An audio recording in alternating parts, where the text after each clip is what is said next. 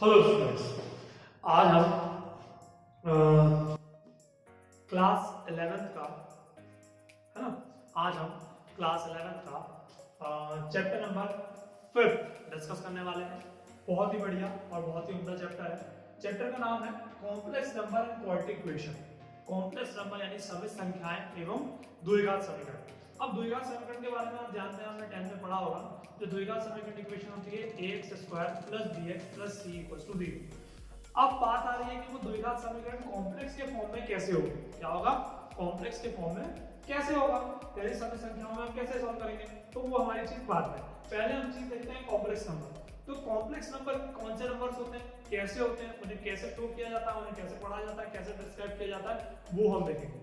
तो complex number की बात आती है तो कॉम्प्लेक्स नंबर 1 2 3 फॉर्म के फॉर्म वेरिएबल में नहीं रहते, इसके फॉर्म में नहीं रहते, डिजिट्स के फॉर्म में वो स्टार्ट होते हैं कॉम्प्लेक्स नंबर, जिन्हें हम समित संख्या कहते हैं। उस सबसे मेन चीज उसमें आती है आयोटा। क्या आती है? आयोटा। अब जो आयोटा है ना, उसके बारे में यदि हम जानकारी लें, आयोटा जो है तो उसमें हमें क्या कहते हैं, आयोटा के बारे में हम बात कर रहे हैं। तो आयोटा का सारा आयोटा नंबर क्या होते हैं? कॉम्प्लेक्स नंबर होते हैं। होते हैं कॉम्प्लेक्स नंबर होते हैं। और इस आई को आप आई बुला सकते हो और आयोटा भी बुला सकते हो। तो सबसे पहले बात करें हम कि कॉम्प्लेक्स नंबर में आयोटा जो क्या है। सबसे पहली बात तो आयोटा की कुछ वैल्यूज होती है। आयोटा की क्या होती है? कुछ वैल्यूज होती है। वैल्यूज हम बाद में देखेंगे, पर मैं सबसे पहले आपको बताऊंगा कि कॉम्प्लेक्स फॉर्म क्या होता है। तो कॉम्प्लेक्स फॉर्म कुछ इस तरीके से डिनोटेट करते हैं, z = a + ib। z = a + ib। Clear? तो या फिर हम इसको और भी तरीके से कह सकते हैं, और z = x + iy। z = a + ib या z = x + iy, दोनों एक ही फॉर्म है। अब इसमें दो चीज आती है कॉम्प्लेक्स नंबर में। पहली चीज क्या? पहली चीज ये कि इस a को हम क्या बुलाते हैं? रियल नंबर, वास्तविक संख्या। इस a को क्या बुलाते हैं हम? रियल नंबर, वास्तविक संख्या। और वही जिसके साथ आयोटा हो उसे हम क्या बुलाते हैं? Imaginary number. इमेजिनरी नंबर्स, काल्पनिक संख्या। काल्पनिक संख्या। क्लियर? इस चीज को हम क्या बुलाते हैं? जो a है रियल नंबर, यानी रियल नंबर जिसमें i ना हो, और जिसके साथ i हो वो क्या होगा? इमेजिनरी नंबर, काल्पनिक संख्या। तो ये फॉर्म कहलाता है हमारा कॉम्प्लेक्स फॉर्म। ये चीज कहलाती है हमारी कॉम्प्लेक्स नंबर्स, कॉम्प्लेक्स फॉर्म। अब बात आती है हमारे इसमें आयोटा, जो मैंने आपको बताया था। तो आयोटा जो है, आयोटा के अंदर आयोटा की जो वैल्यू होती है, सबसे पहली बात वो होती है √-1। क्या होती है? √-1। हम ऐसे आयोटा की कई वैल्यूज निकाल सकते हैं। कैसे? देखिए, मान लीजिए मुझे आयोटा स्क्वायर की वैल्यू निकालनी है, तो मैं क्या करूंगा? √-1 पे स्क्वायर कर दूंगा, तो स्क्वायर से रूट खत्म। तो आयोटा स्क्वायर की वैल्यू क्या आ गई? -1। क्लियर? आयोटा की वैल्यू क्या आ गई? √-1। उसी तरीके से आयोटा क्यूब की वैल्यू निकालनी है, तो आयोटा स्क्वायर इनटू आयोटा, इसे मैं ऐसे ब्रेक कर सकता हूं। ये 2 और 1 ये 3 हो गए। आयोटा स्क्वायर की वैल्यू हम जानते हैं -1 और आयोटा, तो क्या आ जाएगा इसमें? Minus iota. यानी आयोटा क्यूब की वैल्यू क्या आ रही है मेरे पास? Minus iota. इसी तरीके से हम आयोटा की पावर 4 निकाल सकते हैं। Iota square into iota square, iota square की वैल्यू -1 इनटू -1, तो क्या आ गई? 1। यानी आयोटा की पावर 4 की वैल्यू कितनी हो गई? 1। ऐसे आप इंफिनिटी टाइम्स, अनंत टाइम तक इनफिनिट आयोटा की पावर में जितनी बड़े से बड़ी पावर का हम इस तरीके से सॉल्व वैल्यू निकाल सकते हैं। क्लियर? इस तरीके से हम क्या कर सकते हैं? सारी वैल्यू फाइंड कर सकते हैं। ठीक है? अब ये चीज तो हमारे पास हो गई आयोटा की फॉर्म में। अब इसमें कॉम्प्लेक्स नंबर आ गया है। कॉम्प्लेक्स नंबर किस फॉर्म में होता है बता चुका हूं, z = a + ib।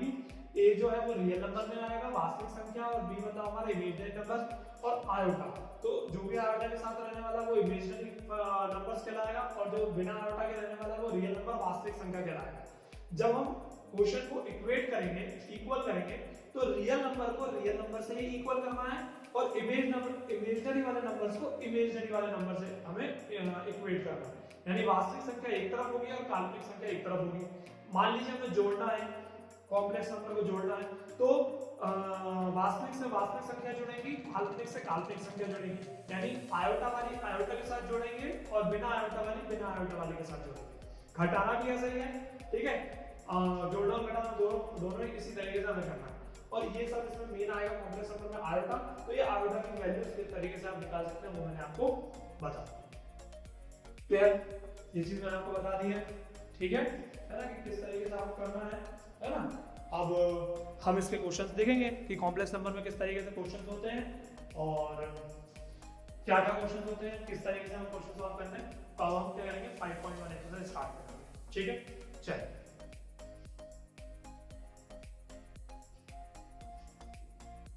ठीक है, चलिए तो हम क्या करेंगे 5.1 जो हमारी एक्सरसाइज है 5.1 उसका पहला हम क्वेश्चन देखते हैं कि क्या लिखा हुआ है।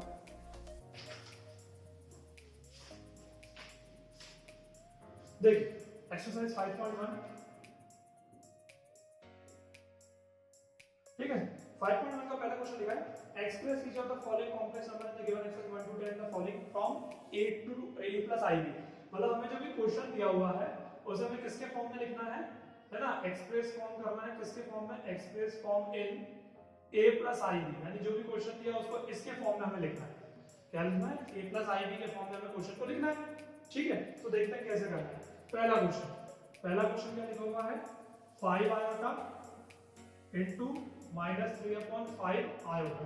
तो आप देख सकते हैं कि इसमें इनटू है ना, तो हम क्या करते हैं इनटू करते हैं पहले, ठीक है। तो देखिए क्वेश्चन स्टार्ट करते हैं, तो हमें इसको मानना है, लेट माना कि z इक्वल्स टू z बराबर है ना, z बराबर कॉम्प्लेक्स फॉर्म होता है इसलिए z बराबर 5 आयोटा -3/5 आयोटा। तो आप देख सकते हैं मल्टीप्लाई, तो मल्टीप्लाई डिवाइड कैंसिल, तो z इक्वल्स टू क्या आ गया -3 आयोटा स्क्वायर। और मैंने आपको बताया था कि आयोटा स्क्वायर की वैल्यू होती है -1, तो वो याद रख सकते हैं z इक्वल्स टू -3 इंटू -1, तो z इक्वल्स टू क्या हो गया अपने पास 3, z इक्वल्स टू क्या हो गया 3। पर मुझे किसके फॉर्म में लिखना है, इसके फॉर्म में, तो मैं लिखूंगा z equals to a plus ib। तो z इक्वल्स टू, देखो क्या यहाँ आयोटा बचा, क्या यहाँ आयोटा बचा, नहीं बचा, तो ये कौन सी नंबर वैल्यू हो गई, रियल नंबर वाली, क्योंकि इसके साथ आयोटा नहीं है। तो रियल नंबर हमारा कौन सा होता है, वास्तविक संख्या कौन सी होती है, a। अभी मैंने बेसिक इंट्रोडक्शन में बताया था, तो यहाँ आ जाएगा 3। अब क्या b बचा यहाँ नहीं है, तो कोई बात नहीं, 0 इंटू आयोटा, 0 इंटू आयोटा। तो ये आ गया इसका कॉम्प्लेक्स फॉर्म, ये आ गया a प्लस ib के फॉर्म।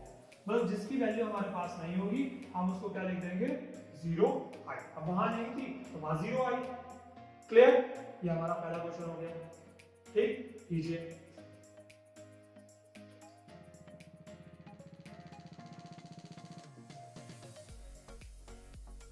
अब हम आगे क्वेश्चन नंबर सेकंड जो है वो देखते हैं। क्वेश्चन नंबर सेकंड कैसे होगा, क्वेश्चन नंबर सेकंड देखिए क्या लिखा है। क्वेश्चन नंबर सेकंड लिखा है आयोटा की पावर 9 प्लस आयोटा की पावर 19। इसको भी ऐसे एक्सप्रेस फॉर्म में करना है। तो मैंने बताया था पावर आया था मतलब तोड़ के क्वेश्चन को सॉल्व करना है। तो z इक्वल्स टू मान लिया आयोटा की पावर 9 आयोटा की पावर 19, तो कैसे सॉल्व कर सकते हैं, देखिए आयोटा की पावर 2 की पावर 4, देख सकते हैं इसको, 2 4 जा 8 और ये कितनी पावर है 9, तो 1 बच गई, तो इनटू आयोटा प्लस फिर आयोटा 2 की पावर 18 सॉरी 9, कितना होगा 9 दूनी 18, कितने हैं यहाँ पर, एक है, 9 दूनी 18 और एक 19, तोड़ के लिख सकते हैं भाई। 2 की पावर 4 8 हो गया, इंटू 1 9 हो गया, यहाँ 19 है तो 2 की पावर 9 यानी 18 हो गया, 18 और 1 19 हो गया, ठीक है। तो क्या हो जाएगा z बराबर आयोटा स्क्वायर की वैल्यू हमने क्या देखी थी अभी -1, तो यहाँ पुट कर देंगे -1 की पावर 4 इंटू आयोटा और -1 की पावर 9 इंटू आयोटा, ठीक है। अब आयोटा की पावर 4 क्या होगा और -1 की पावर 4 क्या होगा +1, तो +1 इंटू आयोटा और -1 की पावर 9 यानी odd digit, odd power, odd यानी विषम पावर, तो विषम पे क्या रहेगा -1 इंटू आयोटा। तो z बराबर 1 into iota iota 1 into minus iota plus minus cancel, z equals to 0, z equals to 0, और हमें किसके फॉर्म में लिखना है इसके, तो z equals to a plus i भी, ना हमारे पास यहाँ रियल नंबर है ना हमारे पास यहाँ इमेजिनरी नंबर है, तो 0 प्लस 0 आयोटा, 0 प्लस 0 आयोटा, भाई ना हमारे पास रियल नंबर है ना हमारे पास इमेजिनरी नंबर है, ना हमारे पास a की वैल्यू है ना हमारे पास b की वैल्यू है। क्लियर, ठीक कर लीजिए।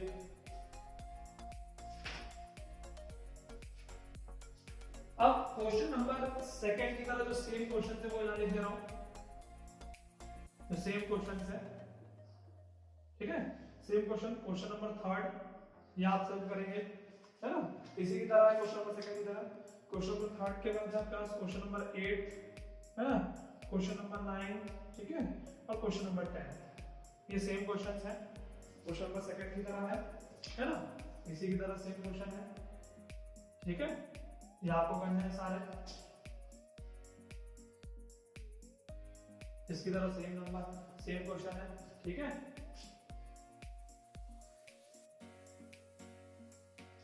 ओके, ठीक है, अब हम नेक्स्ट क्वेश्चन करते हैं, ठीक है, अब हम नेक्स्ट क्वेश्चन करते हैं, देखिए आगे चलते हैं, तो क्वेश्चन नंबर 4 है ना, क्वेश्चन नंबर 4 देखिए, क्वेश्चन नंबर 4 में क्या दिया हुआ है, देखिए क्या लिखा है, 3 7 plus 7 iota plus iota 7 plus 7 iota, ठीक है, हमें सॉल्व करना है और फिर z equals to a plus i b के फॉर्म में लिख देना है। तो आप देख सकते हैं हमने ये किससे z माना, तो 3 7 plus 7 iota plus iota 7 plus 7 iota, तो चाहो तो हमें 3 का अंदर इंटू कर दो, चाहो तो इस i का अंदर इंटू कर दो, या फिर आप ध्यान से देखो इसमें और इसमें क्या कॉमन है, 7 प्लस 7 आयोटा, तो आप एक काम करो 7 प्लस 7 आयोटा कॉमन निकाल लो, तो इस ब्रैकेट में क्या बचा, बात वही हो जाएगी, है ना, इसमें क्या बचा 3 और यहाँ क्या बचा प्लस आयोटा, अब आप इंटू कर लो, तो इंटू कर देंगे तो ये 7 का इन दोनों में होगा, फिर 7 आएगा इन दोनों में होगा, तो क्या हो जाएगा 7 3 जा 21 प्लस 7 आयोटा, फिर इसमें 7 3 जा 21 आयोटा, 7 आयोटा यानी 7 iota square, iota into into iota into iota iota square. अब मैंने क्या बताया था कि आयोटा वाले आयोटा के साथ जुड़ेंगे, इमेजिनरी काल्पनिक के साथ काल्पनिक वाले जुड़ेंगे, और देखो यहाँ पर आयोटा स्क्वायर की वैल्यू लिख देते हैं पहले, तो आप देख सकते हैं कि ये वास्तविक यानी रियल नंबर में कन्वर्ट हो जाएगा, ये कितना हो गया 7, ये कितना हो गया 28 आयोटा, और ये -7, तो देखिए मैंने क्या किया, इमेजिनरी वाला को इमेजिनरी से जोड़ दिया और रियल नंबर को रियल नंबर से घटाऊंगा, काल्पनिक को काल्पनिक से जोड़ दिया और अब रियल को रियल नंबर से घटाएंगे, तो z बराबर कितना होगा 21 में 7 घटा दीजिए, कितना बचेगा हमारे पास 13, ठीक है ना, तो कितना होगा हमारे पास, ठीक है 40, ठीक है, तो 40 प्लस 28 आयोटा, 40 प्लस 28 आयोटा। अब ध्यान से देखिए इसको किसके फॉर्म में लिखना था, z equals to a plus i b, तो ध्यान से देख सकते हैं आप ये ऑलरेडी वैसे का वैसे ही जमा हुआ है, ये ऑलरेडी वैसा का वैसे जमा है, देखिए आप एक जगह रियल की जगह रियल है और उसके बाद इमेजिनरी की जगह इमेजिनरी, तो ये इसका आंसर z इक्वल्स टू 40%, मतलब आपको कुछ नहीं प्लस माइनस इनटू डिवाइड करना है और लास्ट में आपको रियल की जगह रियल और इमेजिनरी की जगह इमेजिनरी की वैल्यू लिख के सॉल्व रख देना है और इस तरीके से वैल्यू क्वेश्चन को सॉल्व कर लेना है। क्लियर, अब इसी की तरह सेम क्वेश्चन जो है, सेम क्वेश्चन यहां लिख दे रहा हूं, है ना, सेम क्वेश्चन जो है क्वेश्चन नंबर 5 है, क्वेश्चन नंबर 6 है, क्वेश्चन नंबर 7 है, ये सेम क्वेश्चन है, ठीक है, क्वेश्चन नंबर मैंने लिख दी है, क्वेश्चन नंबर ये सारे के सारे क्या है सेम है, ठीक है, ये सारे के सारे हमारे पास क्या है क्वेश्चन नंबर सेम, ठीक है, कर लीजिए। और हाँ क्वेश्चन नंबर 14 भी सेम ही है, ठीक है, क्वेश्चन नंबर 14 भी हमारे पास सेम ही है, ठीक है। चलिए अब लास्ट इसका एक क्वेश्चन बचा है, तो ये 5 पॉइंट में हमारी कंप्लीट हो जाएगी, ठीक है। लास्ट क्वेश्चन हम करते हैं, इसमें बोला है लास्ट क्वेश्चन में क्या बोला है, इसके बाद वाला जो क्वेश्चन है फिर कह रहा हूँ कि एग्जांपल्स आप सारे करेंगे, एग्जांपल्स आपके जितने भी हैं वो सारे आपको करना है, एग्जांपल सारे इंपॉर्टेंट होते हैं, एग्जांपल्स एक्सरसाइज के पहले के सारे एग्जांपल्स कीजिए, ठीक है। चल अब आप देख सकते हैं क्वेश्चन नंबर हमने ये कर लिया है। अब हमारे पास क्या है, क्वेश्चन नंबर आगे चलते हैं। तो क्वेश्चन नंबर हमारे पास 11 में 11 क्वेश्चन नंबर लिखा है मल्टीप्लिकेटिव इनवर्स। क्या लिखा है, मल्टीप्लिकेटिव इनवर्स, गुणन प्रतिलोम, गुणन प्रतिलोम। हमें क्या करना है, इनवर्स निकालना है किसी भी जो कॉम्प्लेक्स नंबर दिया हुआ है उसका क्या करना है, हमें इनवर्स निकालना है। क्या करना है, उसको इनवर्स निकालना है। तो ये मल्टीप्लिकेटिव इनवर्स निकालेंगे कैसे, ठीक है। ये मल्टीप्लिकेटिव जो हमारे पास इनवर्स है वो इनवर्स हम निकालेंगे कैसे, तो देखते हैं किस तरीके से हमें फाइंड करना है, ठीक है। तो क्वेश्चन हमारे पास क्या है वो देखेंगे। देखिए क्वेश्चन हमारे पास है, पहला क्वेश्चन है 11, 4 - 3 आएगा, ठीक है, 4 - 3 आएगा। तो देखिए आप पहले क्या कीजिए, इसको सॉल्व कीजिए, फिर उसके बाद मल्टीप्लिकेटिव इनवर्स वाला काम करेंगे। सॉल्व कर लिया नहीं कि हमें z मानना है, मान लिया 4 - 3 आया था। अब इनवर्स से आप समझ रहे हैं कि हमें क्या करना पड़ेगा, इसका उल्टा। तो उल्टा करना है तो क्या इसका उल्टा क्या हो जाएगा, 1/4 - 3 आएगा। उल्टा क्या हो जाएगा, 1/4 - 3 आएगा। अब इसे सॉल्व कर लेते हैं। तो सॉल्व करने के लिए हम क्या करेंगे, इसका परमेकरण रैशनलाइजेशन। तो यहां आ जाएगा 4 + 3 आया और नीचे आ जाएगा 4 + 3 आया। क्लियर। अब z बराबर 1 का इंटू कर देंगे, 4 + 3 आयोटा अपॉन यहां क्या हो जाएगा a - b और a + b, a² और 16 - b² 9 iota square. Iota square की वैल्यू मैंने अभी आपको बताया थी -1, यहां पुट कर दीजिए 4 + 3 आयोटा अपॉन 16 माइनस प्लस, तो z = 4 + 3 आयोटा अपॉन 25। अब इसको अलग अलग कर देते हैं, 44/25, 3/25 आयोटा। ये रियल नंबर, ये इमेजिनरी नंबर। अब हमने देखिए इनवर्स तो कर दिया, पर मल्टीप्लिकेटिव क्या हुआ, तो मल्टीप्लिकेटिव का मतलब ये है इसके अंदर कि आपको बाहर माइनस लगा देना। क्या कर देना है, बाहर माइनस लगा देना, ठीक है। हमें क्या करना है इसके बाहर, ये मल्टीप्लिकेटिव इनवर्स मैं लिख देता हूं, गुणन प्रतिलोम,